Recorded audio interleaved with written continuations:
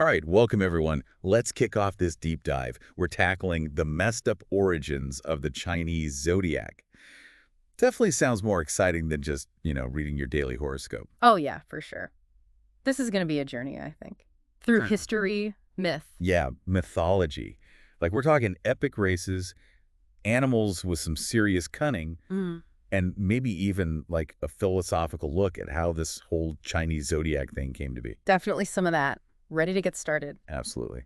Okay, so first off, how's this Chinese zodiac different from the Western, the one everyone's familiar with? Yeah. I mean, we all know about those monthly horoscopes based on constellations and all that. Right, right. But the Chinese system, it seems way different. Yeah, it is kind of, but also not really. It's like both systems, they both look to the sky, right, for like insights into your personality, destiny, all that. But you're right, the way they do it, it's totally different. Western astrology, it's all about constellations, along the path of the sun. But the Chinese system, it's got this 12-year cycle, and each year is represented by an animal. Ah, Yeah. right. Yeah, like the rat, the ox, tiger, all those Exactly. like, classic animal signs.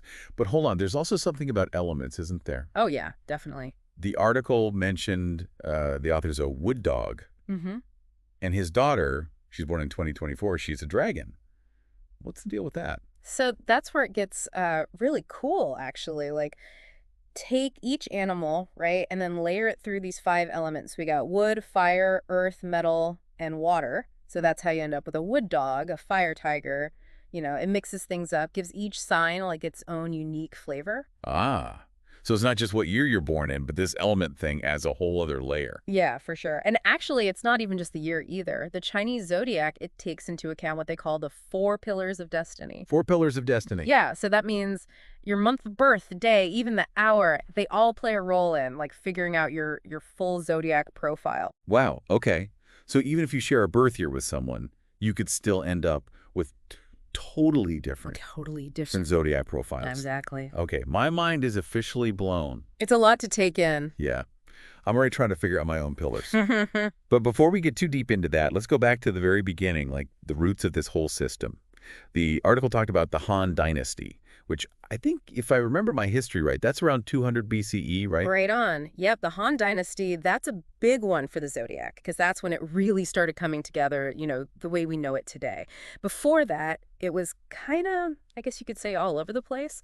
But in the Han Dynasty, they brought in the 12 animals, linked it with the 60-day calendar they used back then in China.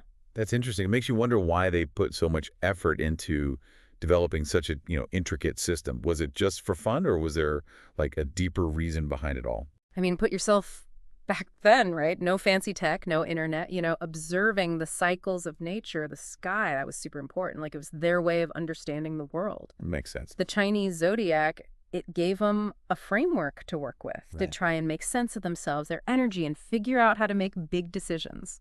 So it was like a guide almost for life. Yeah. A way to find some order in what could be, a pretty chaotic world. Exactly, yeah. And that need to connect with something bigger than ourselves, to get guidance from the cosmos, you see it in lots of cultures throughout history. Makes you think, doesn't it?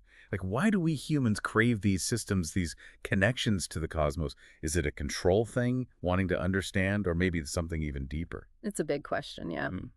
But speaking of ancient stories and cosmic connections, let's get into how this whole zodiac order actually came about. Because the article, it mentions this legendary race organized by the Jade Emperor, and from the title, Messed Up Origins, I have a feeling it wasn't your average track meet. Okay, now we're getting to the good stuff. Tell me about this Jade Emperor race. Mm-hmm. Who was in it? What were they running for? And what exactly was so messed up about it? All right, so picture this. Jade Emperor needs to organize time. Okay. Decides to hold this grand race across a celestial river. All 12 animals, they get invited. Winner gets a place in the zodiac order. Oh, high stakes. Yeah, for sure. And of course, each animal, the personality, it all comes into play. Ooh, I can see the drama unfolding already. Right. So for example, you got the rat, clever, but not a strong swimmer. Same with the cat. Make sense? So what do? They hitch a ride on the back of the ox. Kind, hardworking ox. Clever? Right. So they were all set to win together. They were close, but I remember the rat's known for his cunning. Oh, right. So whether it was just brilliant thinking or, maybe desperation, who knows? But right before the finish line, the rat, He pushes the cat right into the river, secures his own first-place victory. No way. That is messed up. But I guess that explains why the rat is first in the Zodiac. And I'm guessing this is also why cats aren't exactly, best friends with rats. It definitely adds a little something to the story, doesn't it? It's Yeah. pretty wild how a myth like that, so old, it's still shaping beliefs, adding these layers of symbolism to, like, the animal signs, even today. Yeah, totally. It's like the myth adds another dimension to those personality traits that are, linked to each animal. Like the rat, it's not just that they're smart. There's this extra layer of ambition there, maybe even a little ruthlessness. Definitely makes you think twice about people born in the year of the rat. Right. So it's crazy how that rat pulled that off. It makes you think about how this whole myth, this ancient story, it still kind of echoes in our lives even today. I mean, it's fun and all, but does the Chinese zodiac actually, matter in the modern world? Oh, it totally matters. Think about it. These stories, symbols, they've been passed down for what, like centuries. They shape beliefs. They even influence daily life in a lot of places around the world. And even beyond that, just culturally, understanding the Chinese zodiac can be a really cool way to look at yourself, like self-reflection. Yeah, right. The article talked about how the author's family, they'd encourage him, based on his whole wood dog personality, like loyalty, honesty, strong work ethic, that kind of stuff. And he actually said those encouragements, because they were rooted in the zodiac, they had a real impact on him. It's interesting, right? Because it wasn't about telling him his future or limiting him in any way. It was more like recognizing his strengths, maybe some tendencies that are associated with his sign. So you're saying, even if we don't buy into the whole prediction thing, the zodiac can still be a useful tool for, figuring yourself out. Exactly. It's like holding up a mirror and saying, hey, here are some things you might be good at and some things you might struggle with. How can you use that to your advantage? Right. It's not about making excuses. It's about self-awareness. Like, say you've always thought you were a bit impulsive, right? Mm. And then you find out that, hey, that's actually a common trait for your sign. It might help you, figure out ways to be more mindful, make Yeah. better decisions. Yeah, great example. Or maybe you're naturally more introverted, but your sign is known for leadership qualities.